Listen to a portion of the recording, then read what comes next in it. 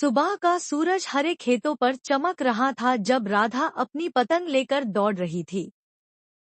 जेनो उसके साथ उड़ रहा था। उसके पर्पल और ऑरेंज पंख चमक रहे थे। सब कुछ परफेक्ट लग रहा था जब तक उन्होंने तालाब के पास कुछ अजीब सा देखा। तालाब प्लास्टिक बॉटल्स और रैपर्स से भरा हुआ था। ये सब किसने किया? राधा कंफ्यूज हो गई।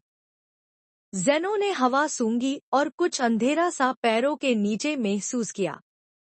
अचानक प्लास्टिक के टुकड़े घूमते हुए एक साथ जुड़ गए।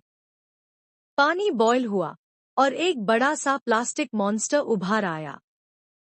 राधा, भागो! जेनो चिल्लाया। मॉन्स्टर खेतों में पांव रखते ही सब कुछ तोड़ने लगा। फसल और मिट्टी सब बिगड़ गई। गांव वाले चिल्लाते हुए भगने लगे। ये हमारे कचरे से बना है, राधा चिल्लाई।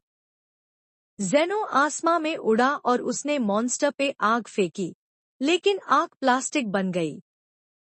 मेरी आग काम नहीं कर रही, जेनो बोला।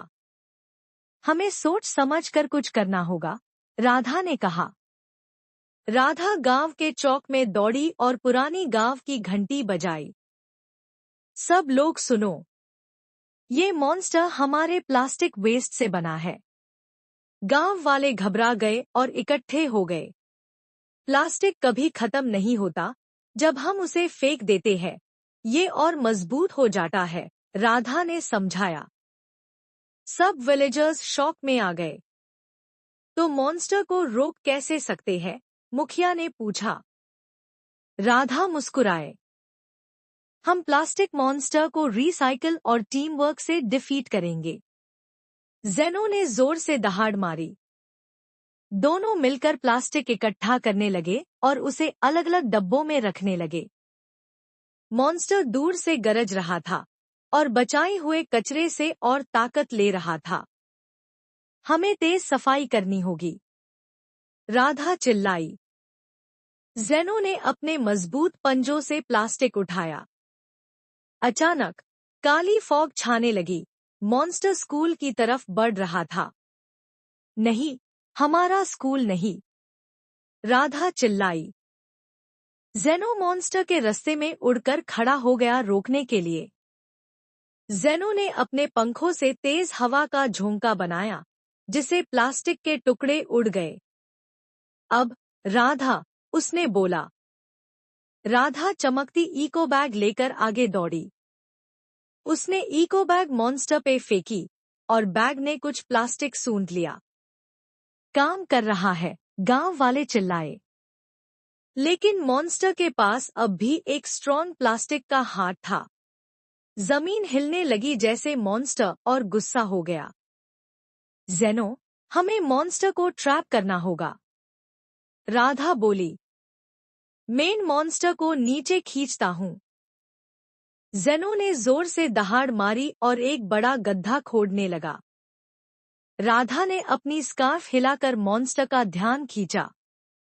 मॉन्स्टर गरजता हुआ उसके पीछे दौड़ा। अब जेनो, अभी, राधा चिल्लाई। जेनो ने अपनी पूंछ से जोर का झटका दिया और मॉन्स्टर गड्ढे में गिर गया। जल्दी मॉन्स्टर को कवर कर दूं, राधा बोली। गांव वालों ने मिट्टी और पत्थर डालकर मॉन्स्टर को गाहत दिया। जमीन शेक होना रुक गया। सबने सुकून की सांस ली। हम जीत गए, राधा ने खुशी से जेनो को गले लगाया। गांव वाले पेड़ लगाने और हर कोने को साफ करने लगे। अब प्लास्टिक कचरा नहीं, मुखिया ने गर्व से कहा। राधा मुस्कुराए। गांव फिर से जिंदा लग रहा था। राधा ने बच्चों को सिखाना शुरू किया कैसे रिसाइकिल करते हैं और इको फ्रेंडली बैग्स बनते हैं। हर छोटी कोशिश मायने रखती है, उसने कहा। बच्चे मुस्कुराते हुए हाँ में सर हिलाए। रात को तारे चमक रहे थे और गांव शांत था। जेनो ने कहा, आज तुम बहुत बहादुर थी, राधा। राधा हंसी। हम दोनों थे, जेनो। अगली सुबह तालाब फिर से चमक रहा था, प्लास्टिक से बिल्कुल साफ। राधा ने अपनी शैडो देखी और कहा, रिड्यूस, रीयूज और रीसाइकिल, ये ही हमारा मैजिक है। गांव वाले झूम उठे और ज़ेनो आसमां में खुशी से दहाड़ा।